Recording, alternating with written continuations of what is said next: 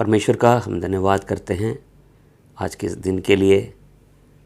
इस यूट्यूब के द्वारा जो वचन दिया जाता है उसके लिए जो मौका परमेश्वर ने दिया उसके लिए धन्यवाद करते हैं। हमारे पास इसके अलावा कोई ऑप्शन है ही नहीं है, तो फिर भी परमेश्वर हमेशा अपने पास एक ऑप्शन रखता है, एक रास्ता रखता है।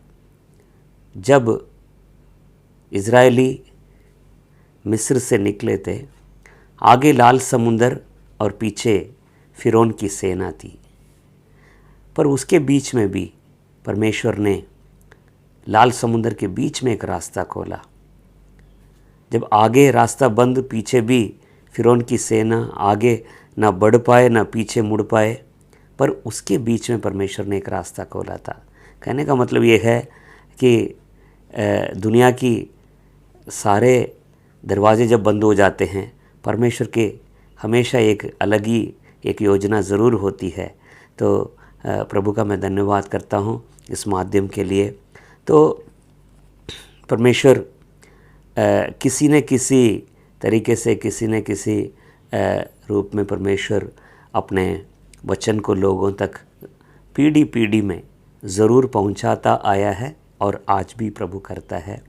तो हम परमेश्वर का धन्यवाद करते हैं। एक बात मुझे याद आ रही है कि आयरन कर्टन्स बोलते हैं, जो लोहे के पर्दे, तो कोई भी प्रभु का वचन अंदर जा नहीं पाता है, बाइबल नहीं जा पाती थी उस समय।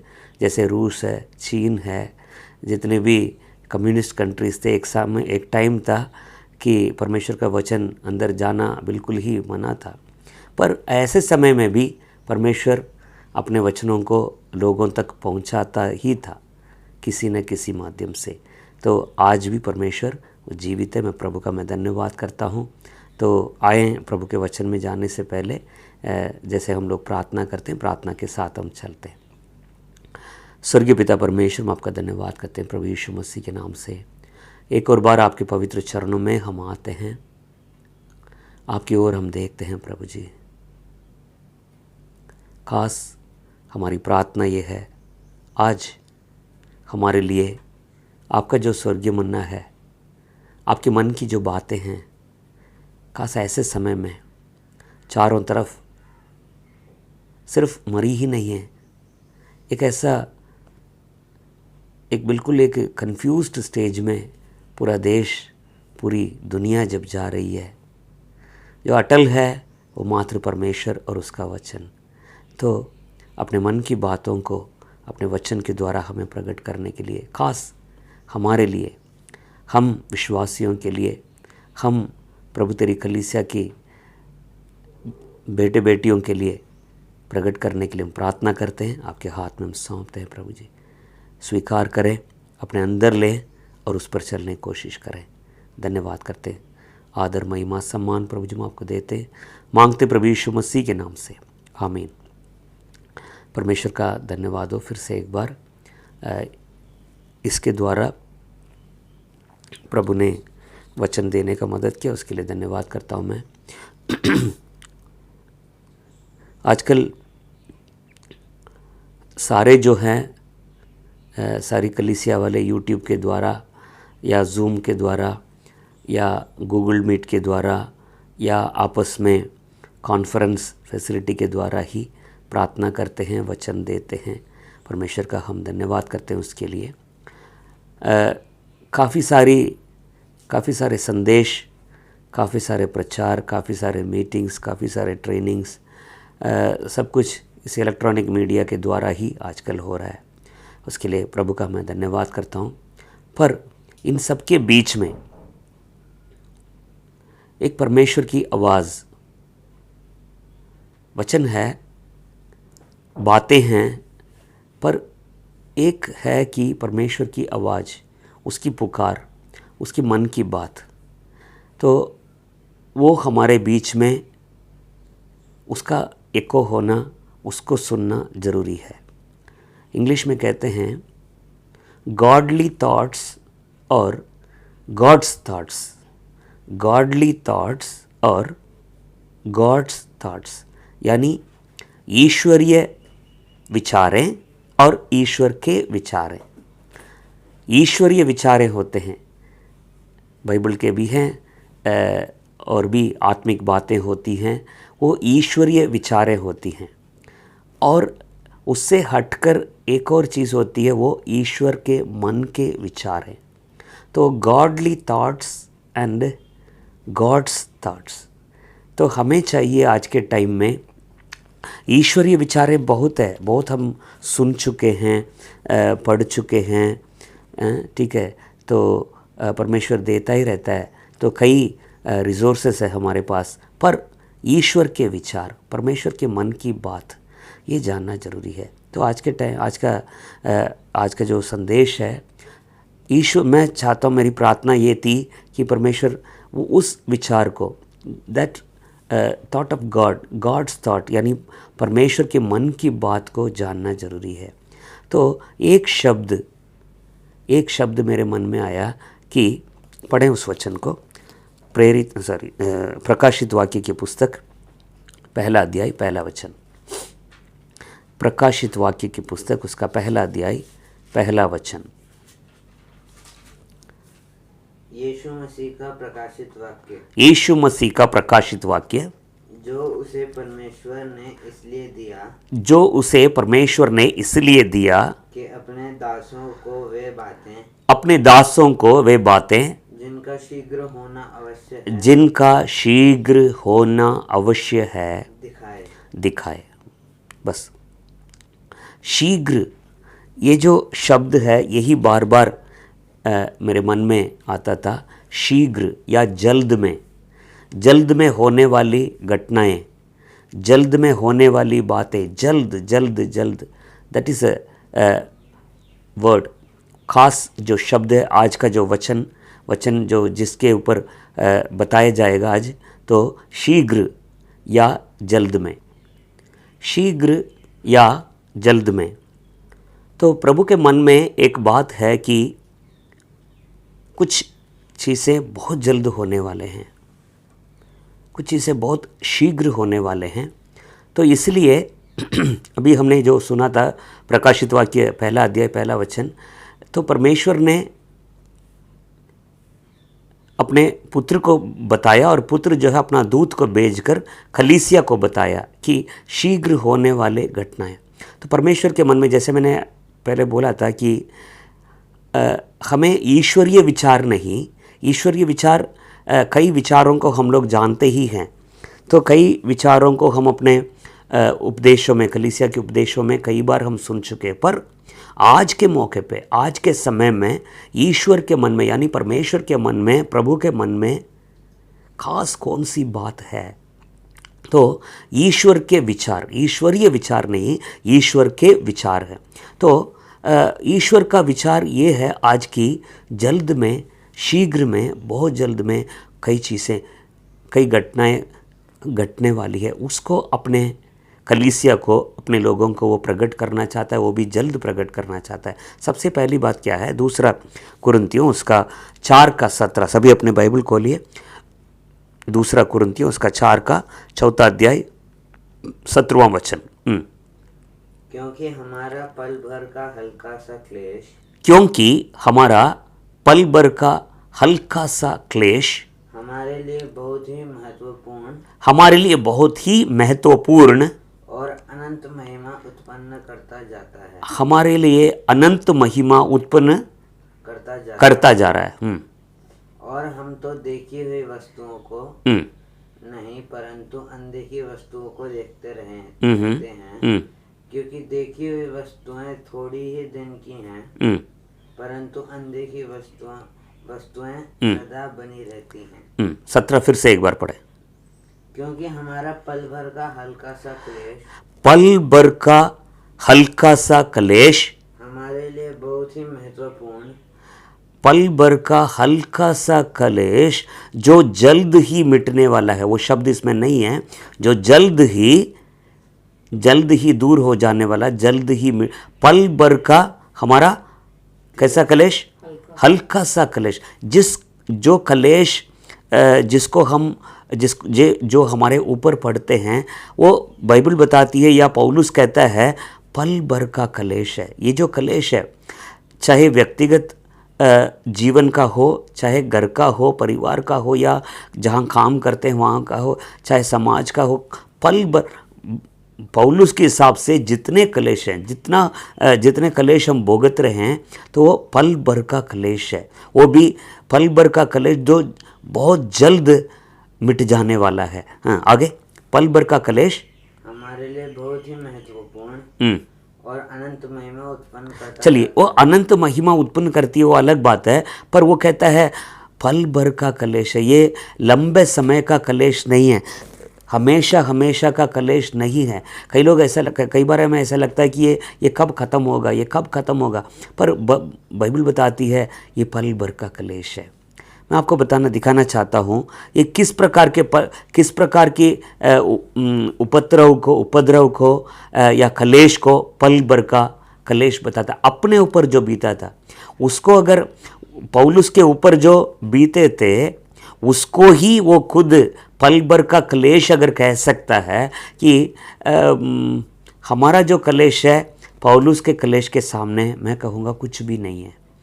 मैं आपको दिखाना चाहूँगा उसका, वो खुद ही कहता है उस पर क्या क्या पड़ी थी। तो दूसरा कुरिन्थियों 6 अध्याय 4 से 10 तक, दूसरा कुरिन्थियों उसका 6वां अध्याय 4 से 10 तक। परंतु हर बात से परमेश्वर के सेवकों के समान अपने सद्गुणों को हम प्रकट करते हैं बड़े धैर्य से, क्लेशों से, दरिद्रता से, संकटों से, कोड़े खाने से, कैद होने से,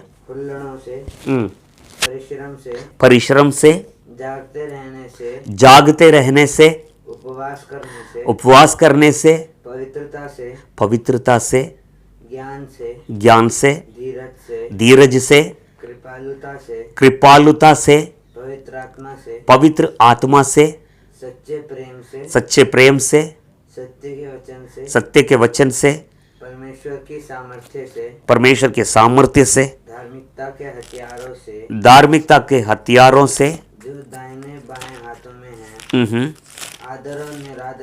आदर और निरादर से, दुर्नाम और सुनाम से, यद्यपि भरमाने वालों जैसे मालूम होते हैं, यद्यपि भरमाने वाले जैसे माने जाते हैं, तो भी सच्चे हैं, अनजानों के सदृश हैं, तो भी प्रसिद्ध हैं, मरते हुओं के समान हैं हम, और देखो जीवित हैं, मार खाने वालों के सदृश हैं, परंतु प्राण से मारे नहीं जाते, शोक करने वालों के समान माने जाते हैं, परंतु सर्वदा आनंद करते हैं, कंगालों के समान हैं, परंतु बहुतों को धनवान बनाते हैं, ऐसे हैं जैसे हमारे पास कुछ नहीं तो भी सब कुछ रखते हैं। चलिए, सिर्फ इतना ही नहीं है, मैं और भी दिखाना चाहूँ। 11वां अध्याय इसी का, दूसरा कुरिन्थियों 11वां अध्याय 23 से पढ़े, 23 से लेकर 29 तक। क्या वे ही मसीह के सेवक हैं? मैं पागल के समान कहता हूँ, मैं उनसे बढ़कर हूँ, अधिक परिश्रम करने में, बार बार कैद होने में, कोड़े खाने में, बार बार मृत्यु के जोखिमों में, 5 बार मैंने यहूदियों के हाथ से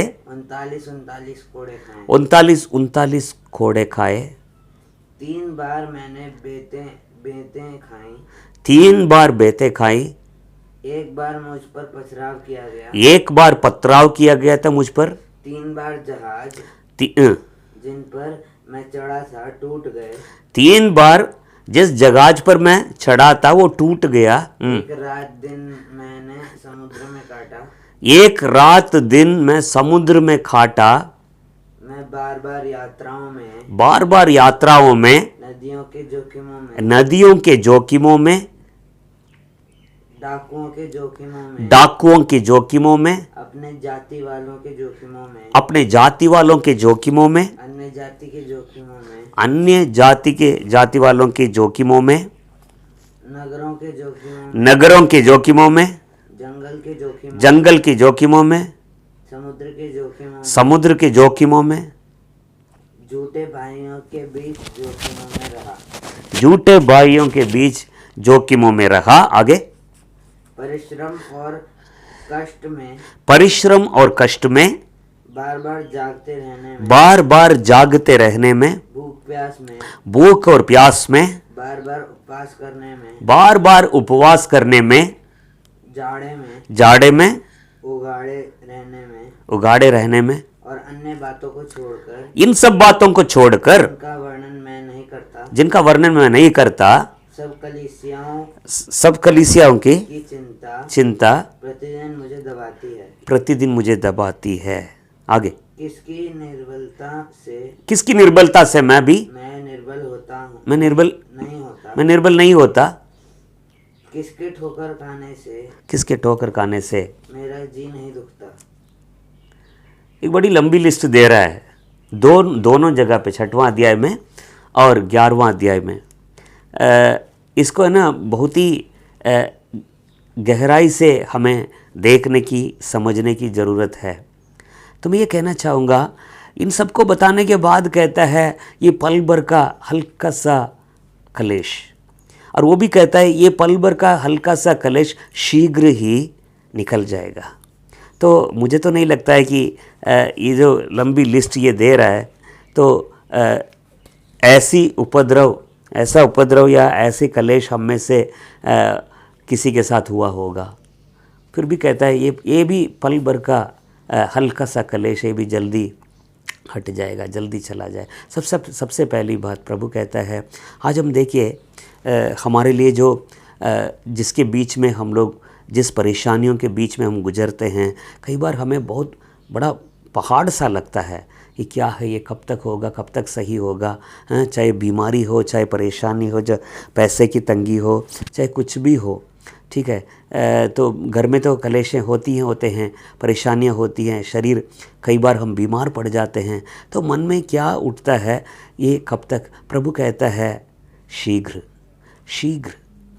पल भर का ये हल्का सा कलेश। ये इस कलेश को क्या कहता है, हल्का सा कलेश। क्या हम कह सकते हैं? हम लोग तो सिर्फ एक शब्द इस्तेमाल करना जानते हैं, बहुत। क्या कहते हैं? कईयों के मुंह से हमने सुना, बहुत ज़्यादा, बहुत।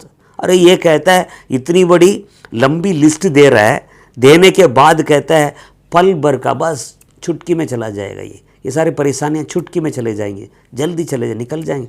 तो पल भर का कलेश, वो भी हल्का सा कलेश। एक हल्का है क्या? दिन रात समुद्र में काटा, समझ लीजिए। एक परमेश्वर के दास कहते हैं दिन रात समुद्र में वो बिल्कुल अचार बन गया। तो कितने बार? 5 बार, 39 बार, 39 कोड़े खाए। कितने बार? 5 बार। 3 बार जहाज टूट गया। कितने कलेश, कितने। और इसको हल्का कहता है, ये हल्का है।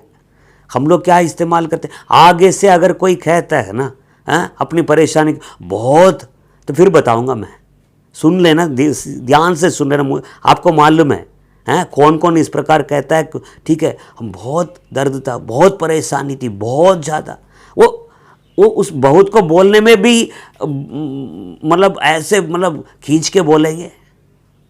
प्रभु कहता है तुम्हारा ये जो कलेश है ना, ये पल भर का कलेश, वो भी हल्का है, और वो भी बहुत जल्द मिट जाएगा, बहुत जल्द ख़त्म हो जाएगा, बहुत ही जल्द ख़त्म हो जाएगा। तो मैं आप लोगों को थोड़ा सा मैं फिर से उस बात को मैं याद दिलाना चाहता हूँ। परमेश्वर की ईश्वरीय विचारें नहीं, ईश्वर के विचार।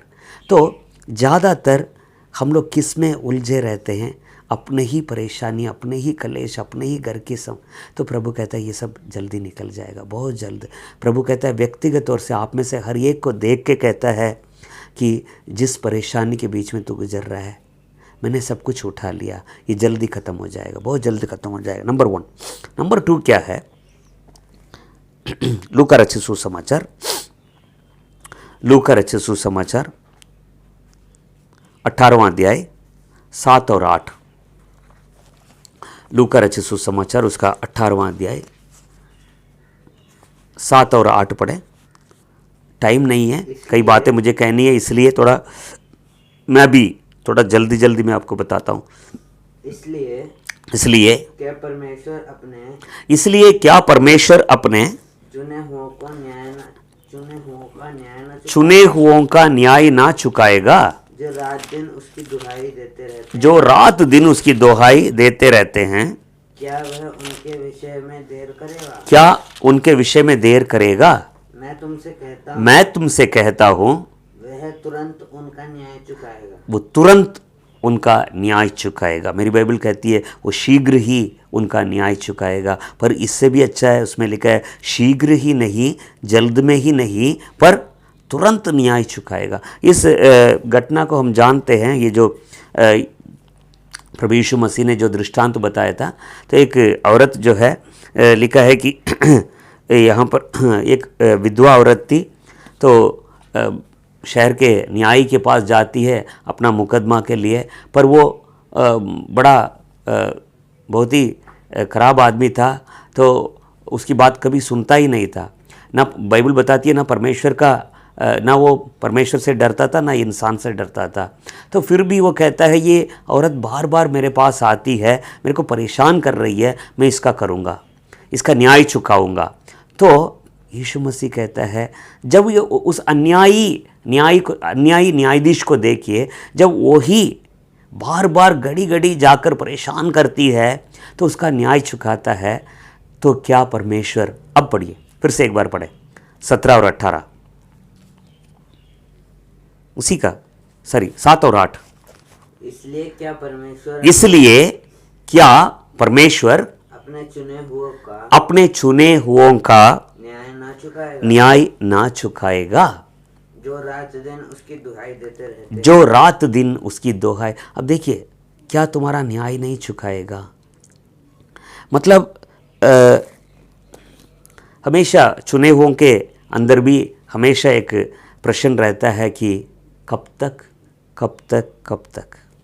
मैं सबसे पहली जो बात बताया था, पल भर का हल्का सा क्लेश वो बहुत जल्द ही निकल जाएगा। तो इसलिए प्रभु कहता है कि डू नॉट फियर, यानी घबराओ मत, डरो मत। जो क्लेश तुम भोग रहे हो वो जल्दी निकल जाएगा, पल भर का है, वो हल्का है, ठीक है, हल्का सा क्लेश है, वो जल्दी निकल जाएगा। दूसरा क्या कहता है, देयर इज़ होप, यानी आशा है। ठीक है, ये कहती है क्या परमेश्वर अपनों का, अपने चुने हुओं का न्याय ना करेगा जो दिन रात उसकी दोहाई देते हैं। आगे 8वां वचन, मैं तुमसे कहता हूँ। प्रभु ने कहा, यीशु मसीह अगर किसी के विषय में कहता है मैं तुमसे कहता हूँ, वह तुरंत उसका न्याय चुकाएगा, वह तुरंत उसका न्याय चुकाएगा। तो भी मनुष्य बस तुरंत। देखिए भजन संहिता 13 कई बार हमने पढ़ा भी है, सुना भी है। मैं दाऊद कहता है, ये शब्द जो है बार बार उसमें आता है कि कब तक कब तक। एक गाना भी है, किसी का मैंने सुना है, कब तक प्रभु, शायद इसी के ऊपर बनाया हुआ गाना था। तो प्रभु का मैं धन्यवाद करता हूँ।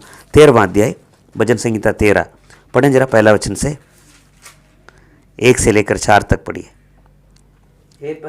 हे परमेश्वर कब तक क्या तू सदैव मुझे भूला रहेगा? क्या तू सदैव मुझे भूला रहेगा? क्या तू भूल जाए? कब तक प्रभु, मैं कब तक इसको झेलूं, कब तक इस परिस्थिति में रहूं, कब तक? ये जो शब्द है, ये जो प्रश्न है, सवाल हमेशा कईयों के अंदर रहता है। कब तक मैं, तो कब तक तू सदैव मुझे भूला रहेगा? कब तक तू सदैव मुझे भूला रहेगा? तू कब तक अपना मुख मुझसे छिपाए रहेगा? मैं कब तक अपने मन ही मन में मैं कब तक अपने मन ही मन में युक्तियां करता रहूं और दिन भर अपने हृदय में दुखित रहा करूं। कब तक मेरा शत्रु मुझ पर प्रबल रहेगा। बस कब तक मेरा शत्रु मुझ पर प्रबल रहेगा? कब तक प्रभु, कब तक तू अपना मुख छिपा रहेगा? कब तक मैं अपने मन ही मन में ये सब बोलता रहूँगा? कब तक शत्रु ऊपर से मुझ पर प्रबल करने का कोशिश, ये कब तक है प्रभु? आगे तीसरा वचन, हे मेरे परमेश्वर यहोवा, मेरी ओर ध्यान दे और मुझे उत्तर दे, मेरी आंखों में ज्योति आने दे, नहीं तो मुझे मृत्यु की नींद आ जाएगी। ऐसा न हो कि मेरा शत्रु कहे मैं उस पर प्रबल हो गया। और ऐसा ना हो कि जब मैं डगमगाने लगूं तो मेरे शत्रु मगन हो। प्रभु ऐसा कभी ना होने पाए। प्रभु कहता है मैं शीघ्र ही तुरंत ही न्याय चुकाने वाला परमेश्वर हूँ। हम लोग कई बार ये सोचते हैं कि ये कब तक होगा मेरा काम, कब तक उत्तर आएगा, कब तक मेरा छुटकारा होगा, कब तक ये संघर्ष कब तक चलता रहेगा, कब तक। प्रभु कहता है ठीक है। दूसरा जो है, मैं फिर से कहता हूँ, परमेश्वर के मन की बात है। सबसे पहले ये है कि पल भर का क्लेश, तुम्हारा हल्का सा क्लेश तुरंत ही क्या हो जाएगा, जल्द ही, बहुत जल्द ही क्या हो जाएगा, दूर हो जाएगा, हट जाएगा।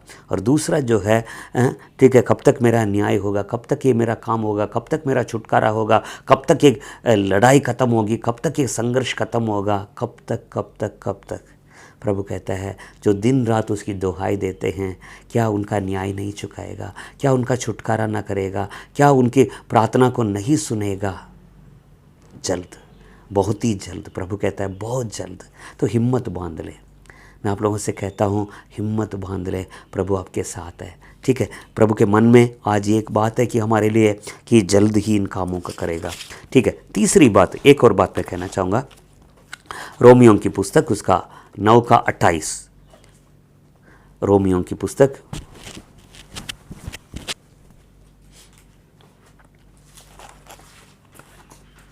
रोमियों की पुस्तक 9वां अध्याय 28वां वचन।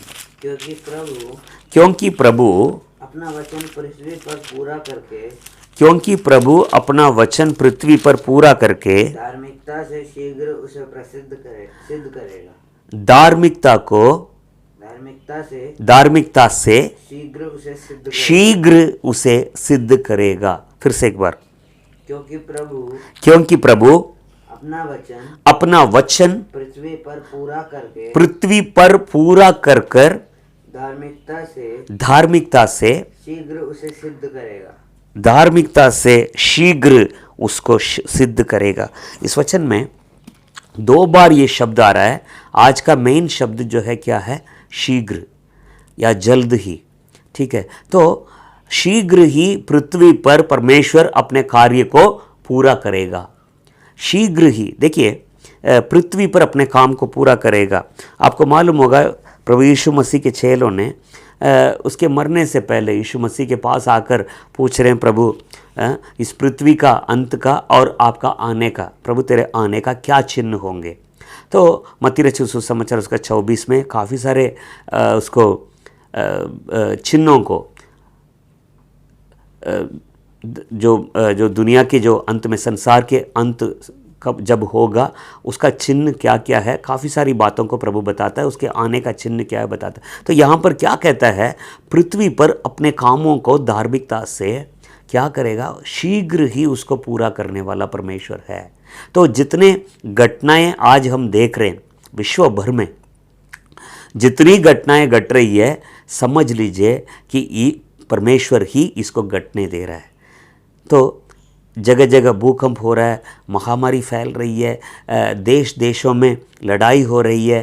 अब कल परसों किसी ने एक वीडियो भेजा था, एक पास्टर, अमेरिका के एक पास्टर है, इंग्लिश में, उन्होंने अपने कुछ सपनों को बता रहे हैं जो क्या कहते हैं, जो पिछले नवंबर में, शायद पिछले नवंबर में उन्होंने इस सपना को देखा। क्या देखा? एक कैलेंडर 2020 का 2020 का जो कैलेंडर है, एक हाथ जो है उस कैलेंडर को जनवरी से लेकर ऐसे ही अंडरलाइन करके आ रहा है, एक अंडरलाइन कर रहा है, अभी ऐसे ही करता आ रहा है, एक हाथ चलता जा रहा है।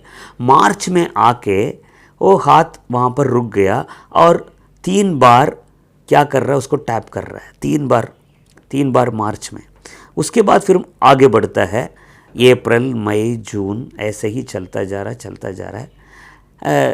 फिर लास्ट में आके नवंबर में रुक रहा है, नवंबर में 3 बार इस तरह से।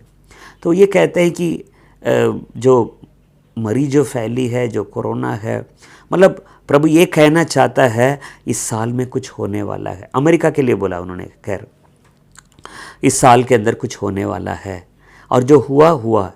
तो आगे भी वो कहते हैं कि कलीसियाएँ तैयार रहें, वो कहते हैं, साफ कहते हैं, अमेरिका के लिए बोल रहे हैं वो। चलिए, कहने का मतलब ये है परमेश्वर शीघ्र ही इन कामों को करने जा रहा है। मैं आपको बाइबल सही में दिखाना चाहता हूँ, लूका रचित सुसमाचार, उसका लूका रचित सुसमाचार 21वां अध्याय, लूका रचित सुसमाचार उसका 21वां अध्याय। आप जब नोट करना है तो पूरा, अभी टाइम नहीं है पूरा वचन पढ़ने के लिए, 9 से लेकर 33 तक, 9 से लेकर पूरा 36 तक भी पढ़ सकते हैं। ये पूरा प्रभु यीशु मसीह के आगमन और इस संसार के अंत के चिन्ह हैं, ये सब चिन्ह हैं। पर प्रभु कहता है परमेश्वर शीघ्र ही ये सारी घटनाओं को घटने देने जा रहा है।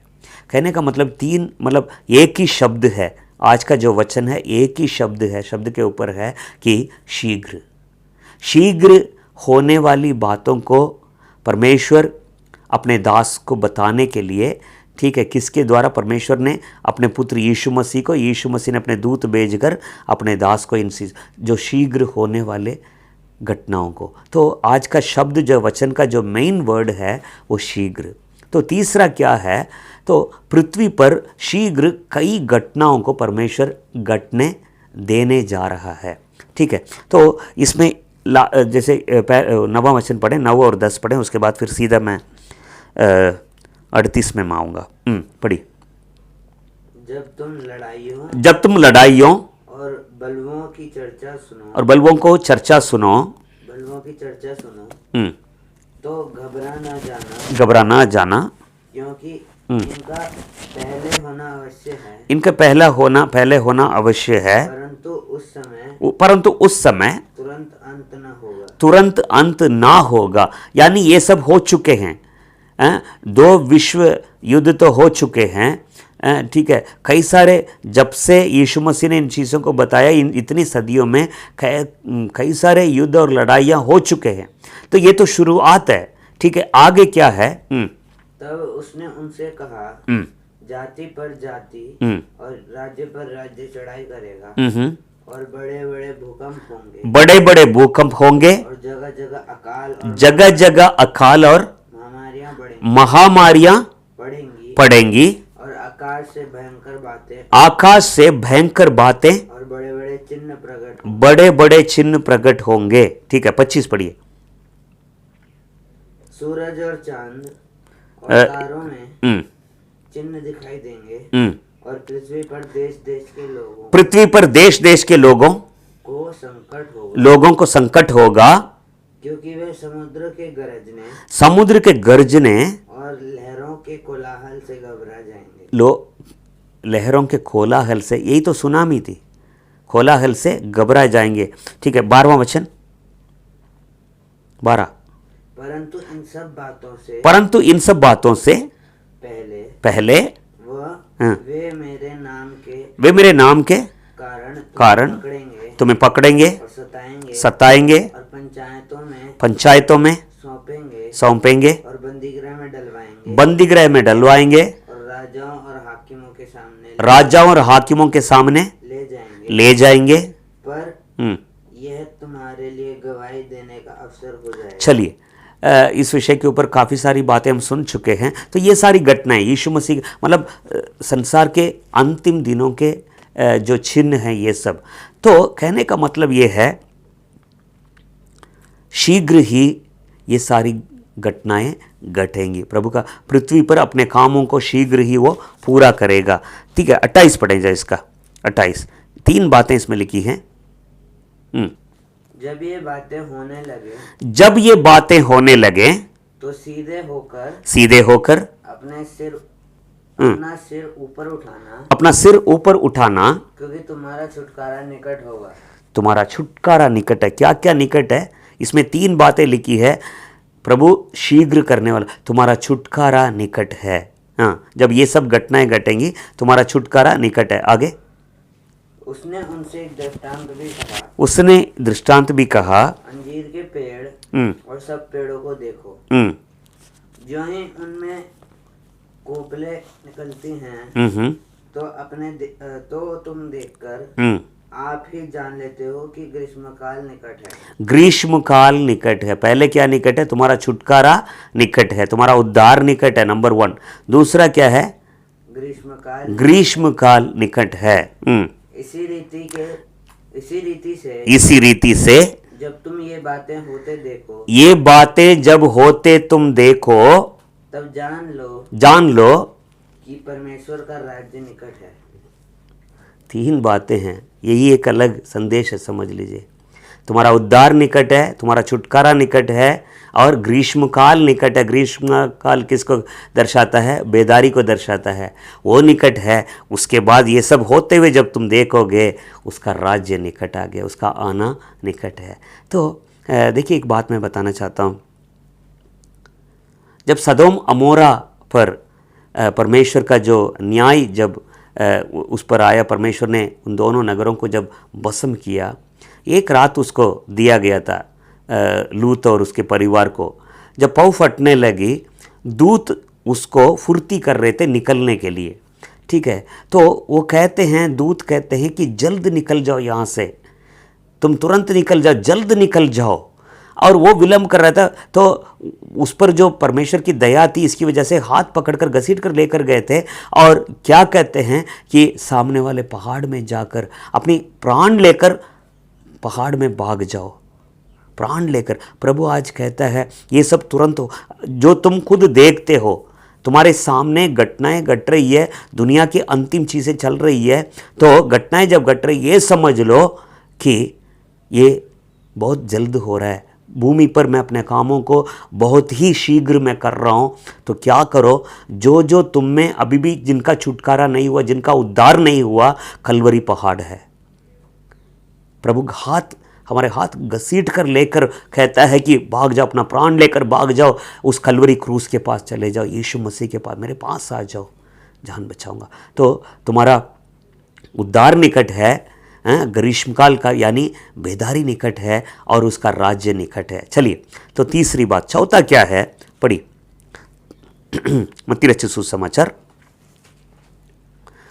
तीसरी बात यह है कि परमेश्वर जल्द ही अपने कामों को पृथ्वी पर पूरा करने जा रहा है, कर रहा है। शुरू तो उसने कर दिया और कहता है कि मैं जल्दी जल्दी में इन कामों को मैं कर रहा हूँ। दुनिया का अंत निकट है, घटनाएं जितनी देख रहे हो समझ लो निकट है। आगे 28 का 7, मत्ती रचित सुसमाचार उसका 28वां अध्याय 7वां वचन। और शीघ्र जाकर चेलों से कहो, कहता है यीशु मसीह जो जी उठा, तो वहाँ देख रहा है कि कुछ स्त्रियाँ, वहाँ एक स्वर्गदूत वहाँ पर खड़ा था। स्वर्गदूत खड़ा, स्वर्गदूत क्या कहता है?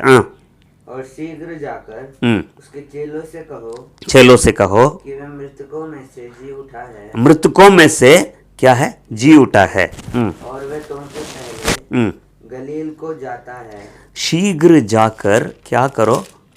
शीघ्र जाकर, फिर से एक बार पढ़ो, फिर से एक बार पढ़ना। और शीघ्र जाकर उसके चेलों से कहो कि वह मृतकों में से जी उठा है। बस शीघ्र जाकर कहो यीशु मसीह जी उठा है। चौथी बात यह है, जो भी प्रभु के लिए तुम्हें करना है शीघ्र करो। ध्यान से सुनिए मेरी बातों को।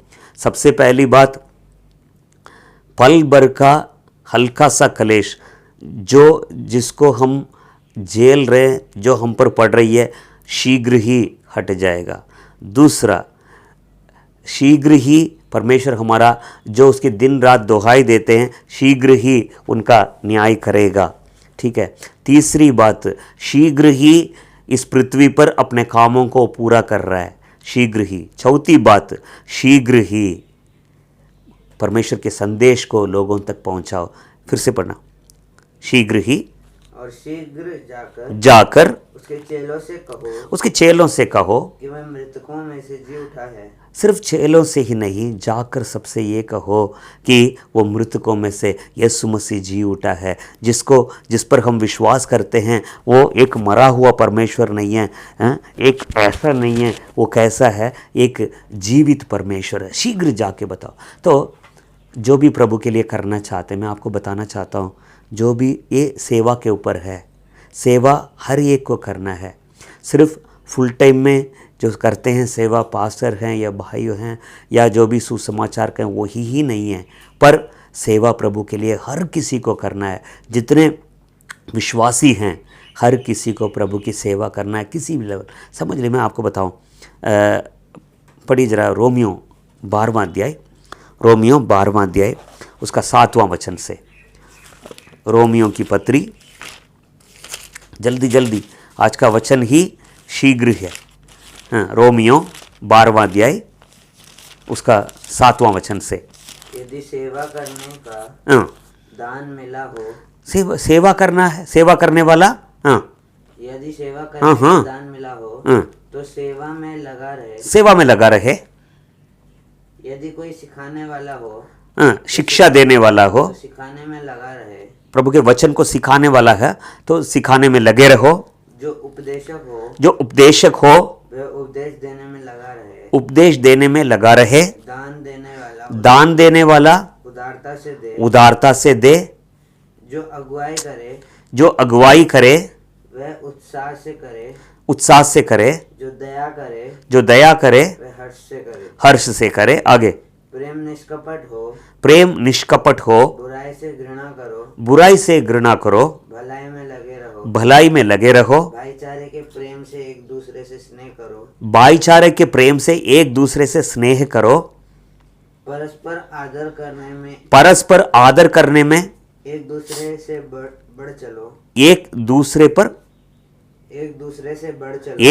से बढ़ चलो। प्रयत्न करने में आलसी ना हो। आत्मिक उन्माद में भरे रहो। प्रभु की सेवा करते जाओ। आशा में आनंदित रहो। कलेश में स्थिर रहो। प्रार्थना में नित्य लगे रहो। पवित्र लोगों को जो कुछ आवश्यक हो उसमें उनकी सहायता करो। उनकी पहुनाई करने में लगे रहो। और अपने सताने वालों को आशीष दो, श्राप न दो। आनंद करने वालों के साथ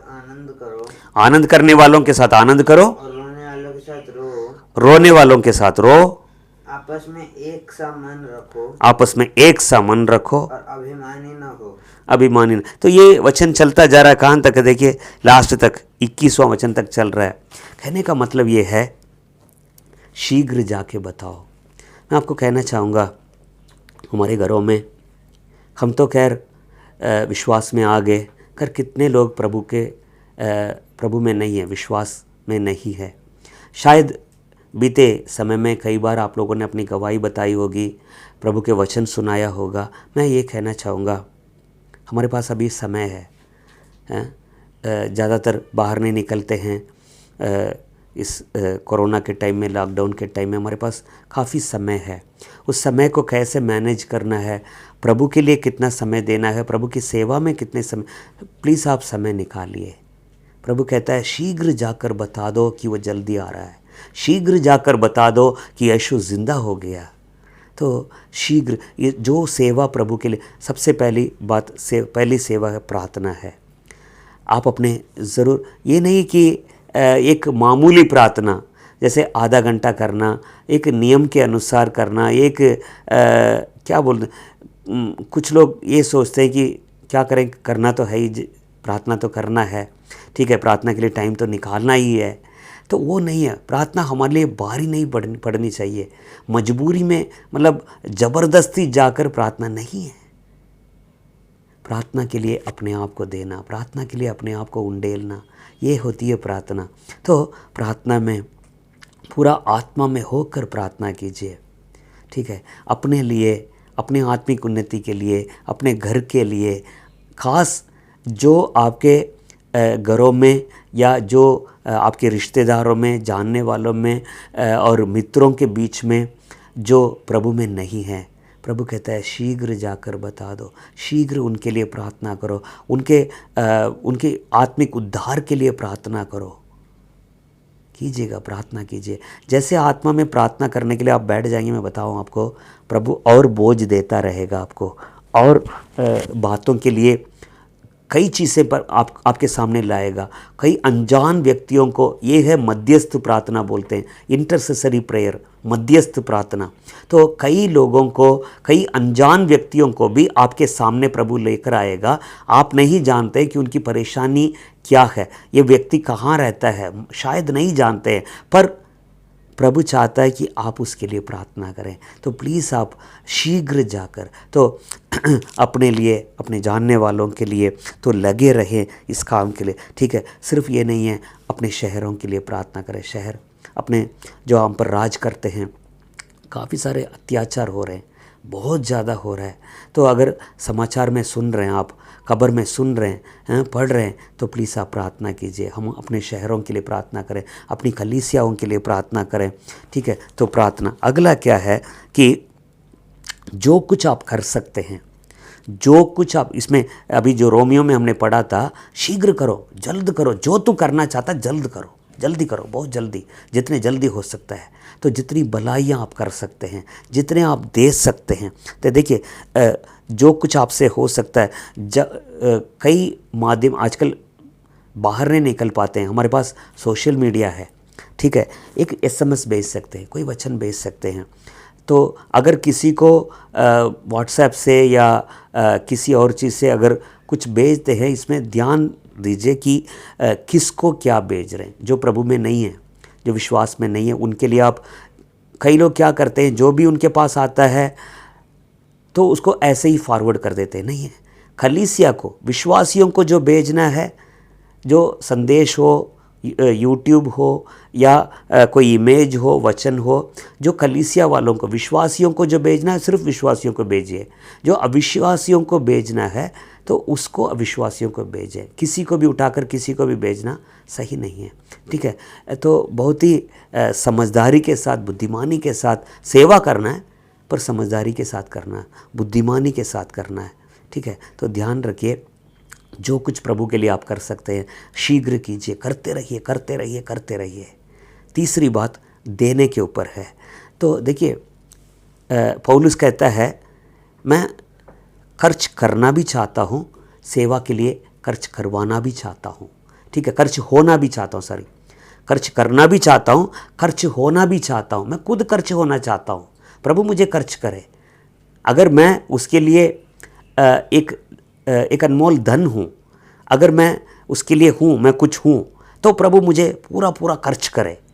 और चाहता हूँ जो मेरे पास आता है मैं उसको पूरा खर्च करूँ। और ये भी चाहता हूँ कि एक जगह पे कहता है, मैं तुम्हारे लिए अन्य कलीसियाओं को मैंने लूटा है। तो एक से लेकर दूसरों को देना है। कहने का मतलब ये है, जो कुछ हमारे पास है प्रभु के लिए, प्रभु की सेवा के लिए बड़े उदारता के साथ हाथ बढ़ाना बहुत ज़रूरी है। और उनको दें कि जहाँ पर असली सेवा होती है, जहाँ असली ज़रूरत होती है। तो इस चीज़ पर ध्यान रखिए। तो शीघ्र जाकर बताओ लोगों को, ये सेवा है। चौथी बात, ये पांचवी बात, एक और बात है, मलाकी की पुस्तक, उसका 3 अध्याय 1 वचन। टोटल 7 बात बताऊंगा मैं आपको, 7 बातें हैं, 4 तक बता दिया, 3 और है। संक्षेप में जल्द में बता रहा हूं मैं आपको, जल्दी पढ़े। मलाकी उसका 3 अध्याय 1 वचन। मलाकी की पुस्तक 3 अध्याय 1 वचन। देखो मैं अपने दूत को भेजता हूँ। ये जो जहां आता है ना, देखो क्या मतलब है, हमारा ध्यान को अपनी तरफ करना चाहता है। और देखो वो एक तुरंत वाली बात को, एक जल्दी की बात को बताता है, जल्द की बातों को बताता है। देखो, हाँ, मैं अपने दूत को भेजता हूँ, मैं अपने दूत को भेजता हूँ, और वह मार्ग को मेरे आगे सुधारेगा, मार्ग को मेरे आगे सुधारेगा। और प्रभु जिसे तुम ढूंढते हो, प्रभु जिसे तुम ढूंढते हो, वह अचानक अपने मंदिर, हाँ, वह अचानक अपने मंदिर में, वो अचानक अपने मंदिर में आएगा। हाँ, वाचा का वह दूत जिसे तुम चाहते हो, सुनो, वह आता है, वो आता है। सेनाओं के यहोवा का यही वचन है। 2 बातें इसमें, देखो मैं अपने दूत को भेज रहा हूं, और दूसरा देखो परमेश्वर आ रहा है। 2 बातें हैं।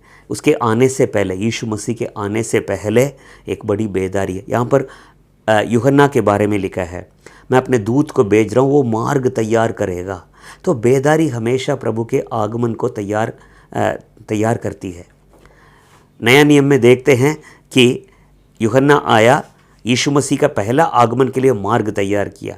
तो अगर यूहन्ना बेदारी है तो यीशु मसीह आगमन है। ऐसे ही यीशु मसीह के दूसरे आगमन में भी उसके आगे, उसके आने से पहले, दूसरे आगमन होने से पहले एक बड़ी बेदारी होगी। उसके बाद वो अपने किस में आएगा, जिसको तुम ढूंढते हो, जिसको तुम चाहते हो, वो अचानक आएगा, जल्द आएगा, शीघ्र आएगा। तो हागे की पुस्तक में हम देखते हैं, पढ़ें जरा हागे उसका 2 अध्याय, हागे 2 अध्याय उसका 4 से लेकर, जल्दी पढ़े। हागे 2 अध्याय, हागे जकरिया से पहले मलाकी, उससे पहले जकरिया, जकरिया से पहले हागे, उसका 2 अध्याय 5वां वचन। तुम्हारे मिस्र से निकलने के समय, तुम्हारे मिस्र के निकलने के समय, जो वाचा मैंने तुमसे बांधी, उसी वाचा के अनुसार, उसी के अनुसार मेरा आत्मा तुम्हारे बीच में बना है, मेरा आत्मा तुम्हारे बीच में बना है। इसलिए तुम मत डरो, क्योंकि सेनाओं का यहोवा यूं कहता है, सेनाओं के यहोवा यूं कहता है, अब थोड़ी ही देर बाकी है कि मैं आकाश और पृथ्वी और समुद्र और स्थल सबको कंपित करूंगा। यही वचन इब्रानियों 12वां अध्याय में लिखा है। फिर से इस वायदा को प्रभु फिर से कहता है करके, तो कंपित करूंगा और मैं सारी जातियों को कपकपाऊंगा, सारी जातियों को कपकपाऊंगा, और सारी जातियों की मनभावनी वस्तुएं आएंगी। ये मनभावनी वस्तुएं नहीं है, सारी जाति जिसकी बाट जोते थे वो आएगा। हाँ, और मैं इस भवन को अपनी महिमा के तेज से भर दूंगा, अपने महिमा के तेज से भरूंगा। चलो, यही है। इसमें भी 2 बातें लिखी हैं कि बेदारी और उसका आगमन तो जल्द ही आने वाला है। ठीक है, तो 5वीं बात जो है ये है कि जल्द ही अपनी बेदारी को भेजने वाला है। इसमें जकरिया 4 अध्याय में लिखा है, 4:6 में, ना शक्ति से ना सामर्थ से, पर किससे, मेरे आत्मा के द्वारा ही होगा। तो प्रार्थना करें, प्रभु जो परमेश्वर की बेदारी की इंतज़ार कर रहे हैं, प्रभु तो तेरी बेदारी आए। हम अपने आंखों से देखना चाहते हैं। इन दिनों में मैं कई मिशनरियों के बारे में और महान बेदारी पुरुषों के बारे में वीडियो, 10 मिनट के वीडियो जो आ रहा है आजकल, मैं उसको डेली में उसमें पोस्ट कर रहा हूँ मैं चर्च के ग्रुप में। आप लोग देखते होंगे, चार्ल्स फिन्नी का भी डाला था, तो विलियम कैरी का डाला था, कईयों का डाला था। तो कहने का मतलब ये है, ये हमारे लिए इतिहास है, सुन रहे हैं, पर प्रभु इतना हमारी दया करे, हम पर अनुग्रह करे, हम अपनी ही पीढ़ी में अपने आंखों से इसको देखें। चलिए, 5वीं बात। 6ठी बात क्या है, शीघ्र। प्रकाशित वाक्य की पुस्तक उसका 12 और 20, प्रकाशित वाक्य उसका आखिरी अध्याय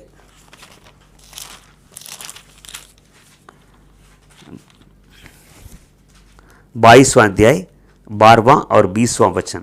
देख मैं शीघ्र आने वाला हूँ और हर एक के काम के अनुसार मैं शीघ्र आने वाला हूँ, हर एक के काम के अनुसार बदला देने के लिए, काम के अनुसार बदला देने के लिए प्रतिफल मेरे पास है। प्रतिफल मेरे पास है। 20वां वचन। जो इन बातों की गवाही देता है, जो इन बातों की गवाही देता है वो ये कहता है मैं शीघ्र आने वाला हूँ। बस शीघ्र आने वाला हूँ।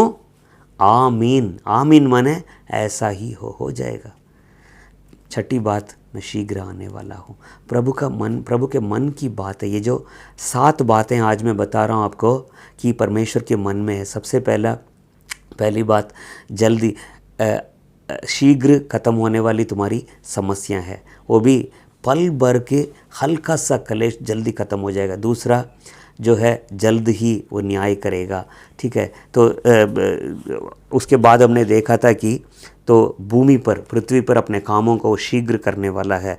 चौथी बात हमने देखा कि शीघ्र जाकर जो भी सेवा तुम्हें करना है जल्दी जाकर शीघ्र जाकर तुम करो, ठीक है। 5वीं बात जो है शीघ्र बेदारी आने वाली है। 5। छठी बात यह है सिर्फ बेदारी नहीं है, वो खुद भी जल्द आने वाला है। लास्ट में एक और बात मैं बताना चाहता हूँ। प्रभु कहता है मैं जल्द आने वाला हूँ, शीघ्र आने वाला हूँ। तो 1 तारीख मीटिंग से पहले पिछले संडे की बात है, मैंने बताया था कि बिल्कुल बीच साल में हम लोग आए, साल के बीच समय में आए हैं। तो पूरे साल को अगर एक रात हम समझें तो रात के बीच में आधी रात में धूम मच रही है, दूल्हा आ रहा है। फिर से बार बार प्रभु कहता है, ठीक है। ये छठी बात है। आखिरी बात, प्रकाशित वाक्य की पुस्तक 2 अध्याय 5वां वचन। प्रकाशित वाक्य की पुस्तक 2 अध्याय 5वां वचन। इसलिए स्मरण कर कि तू कहाँ से गिरा है, कहाँ से गिरा है, और मन फिरा और पहले के समान काम कर, पहले के समान काम कर। यदि तू मन न फिराएगा, यदि मन ना फिराएगा तो मैं तेरे पास आकर दीवट को उसके स्थान से हटा दूंगा। पर हाँ, तुझ में यह बात, बस एक अफसोस की बात है, इस वचन में वो शब्द नहीं है, पर मेरी बाइबल में, इंग्लिश बाइबल में, तमिल बाइबल में है कि मैं शीघ्र आकर उसको किसको हटा दूंगा, दीवट को। किसको? फिर से बार पढ़ना।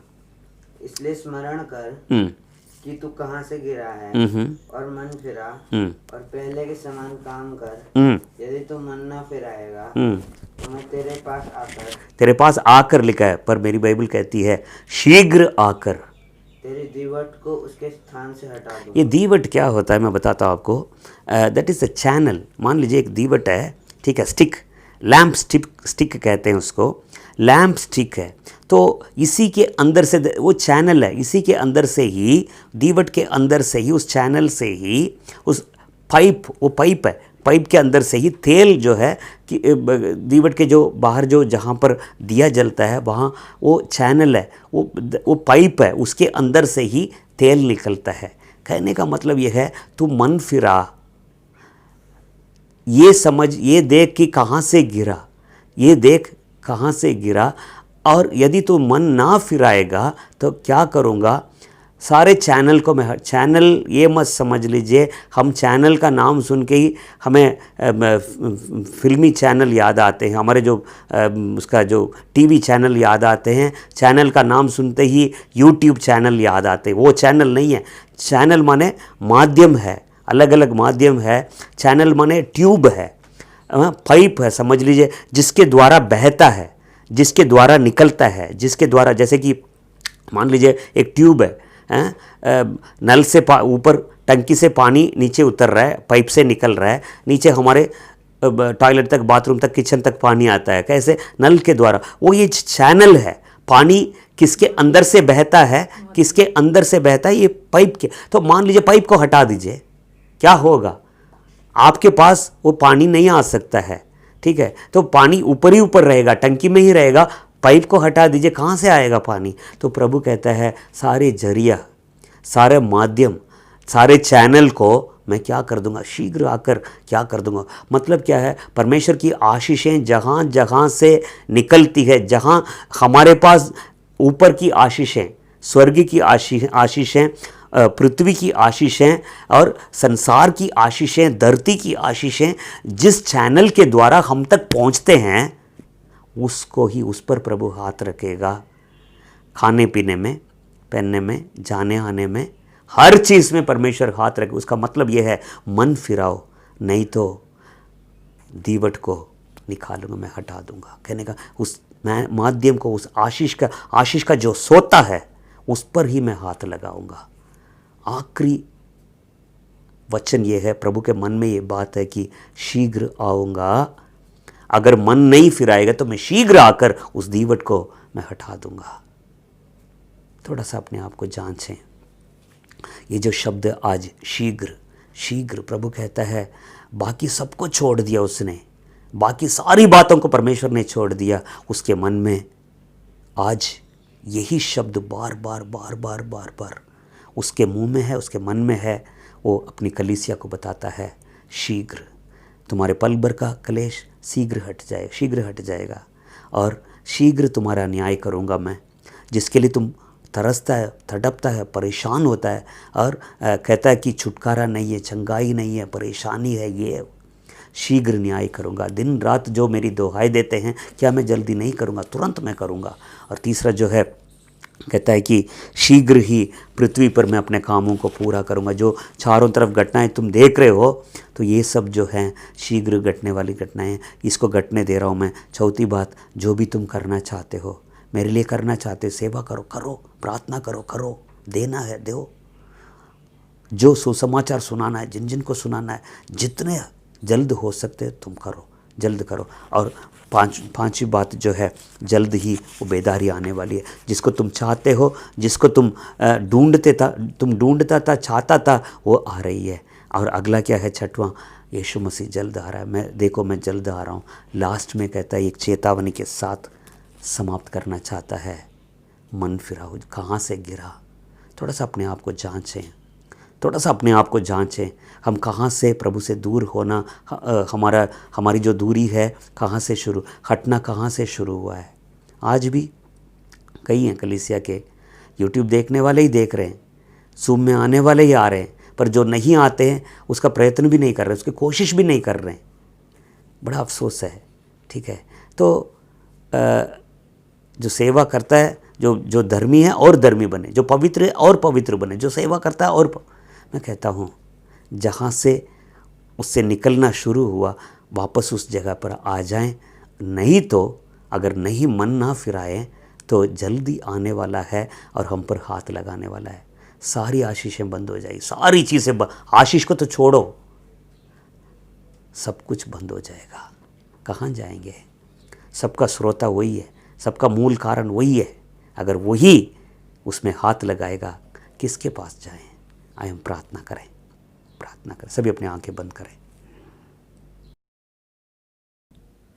धन्यवाद ईश्वर, धन्यवाद करते हैं प्रभु।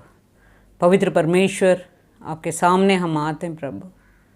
आज के वचन के अनुसार जल्दी, शीघ्र के बारे में बताया था। सारे बातों को हम देखते हैं। लास्ट में एक वचन है, मन फिराओ।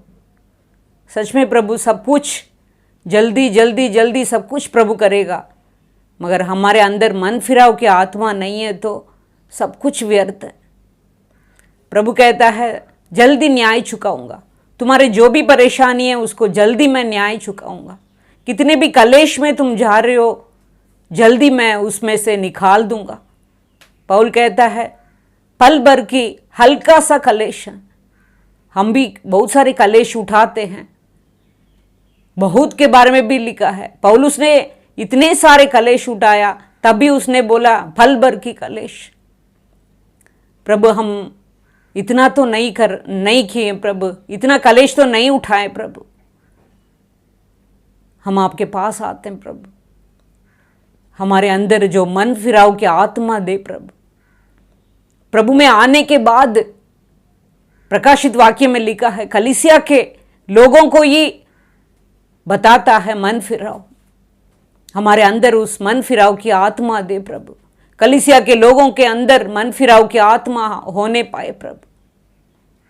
प्रभु भूमि पर जल्दी से धार्मिकता से पूरा काम करने वाला है। मगर हमारे अंदर मन फिराव नहीं है तो सब कुछ व्यर्थ है, सब कुछ व्यर्थ है, सेवा भी व्यर्थ है, बेदारी भी व्यर्थ है। प्रभु की आगमन भी आ जाए मगर हम मन फिराव हमारे अंदर नहीं हुआ तो सब कुछ शून्य है। प्रभु हमारे अंदर, हर एक के अंदर, कलीसिया के अंदर मन फिराव की आत्मा दे प्रभु। उनके अंदर एक अपने आप को दीन नम्र करके प्रभु के पास आने पाए, उस उड़ाऊ पुत्र के समान अपने आपे में आकर पिता के पास जाने के लिए उनके अंदर एक प्रभाव डाले प्रभु पिता के पास जाने पाए, परमेश्वर के पास जाने पाए, जाकर प्रभु से माफी मांगने पाए, फिर से मन फिराव होने पाए। प्रभु कलीसिया के अंदर ऐसे बातों को हम देखना चाहते हैं। जो पवित्र है और पवित्र हो जाएगा, जो धर्मी है और धर्मी होगा। मन में एक छोटी सी मन फिराव होने पाए, कहाँ पर हम गिरे वहाँ से उठने पाए, फिर से पिता के पास आने पाए। उसके बाद हम सेवा कर सकते हैं, उसके बाद प्रभु की जल्दी आने वाले आगमन में हम जा सकते हैं। दया कर प्रभु, हर एक के अंदर उस मन फिराव की आत्मा दे प्रभु। कलीसिया में मन फिराव की आत्मा दे प्रभु। पवित्र लोगों के अंदर और प्रभु के निकट जाने की आत्मा दे प्रभु। जल्दी आने वाला है प्रभु, जल्दी आने वाला है। जो जो प्रभु में स्ट्रांग है, प्रभु में आगे हैं, वो लोग जाकर सेवा करने पाए, जल्दी जाकर बताने पाए। दया कर प्रभु, दया कर प्रभु। जैसे लाजर ने बोला है, अब्राहम के गोद में था, उस अमीर ने कहा था नीचे भूमि पर और भी मेरे भाइयों हैं, उनको जाके बताओ। नहीं, यहीं पर मन फिराओ, यहीं पर होने पाए, वहां जाने के बाद नहीं, यहीं पर मन फिराव होगा।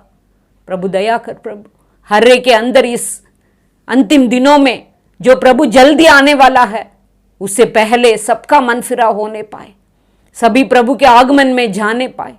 दया कर प्रभु, आपके हाथों में सौंपते हैं, धन्यवाद करते हैं प्रभु। आदर महिमा सम्मान जलाल आपको देते हैं प्रभु, पवित्र यीशु के नाम से मांगते हैं, आमीन।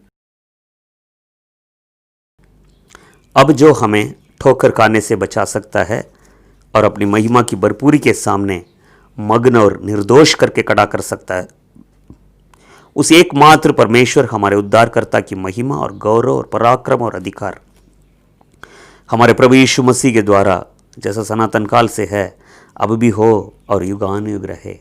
आमीन और आमीन। प्रभु आपको आशीष दे, साथ रहे। जल्द वचन को ना भूलें, शब्द को ना भूलें, जल्द, बहुत जल्द, शीघ्र। प्रभु आपको आशीष दे। God bless you.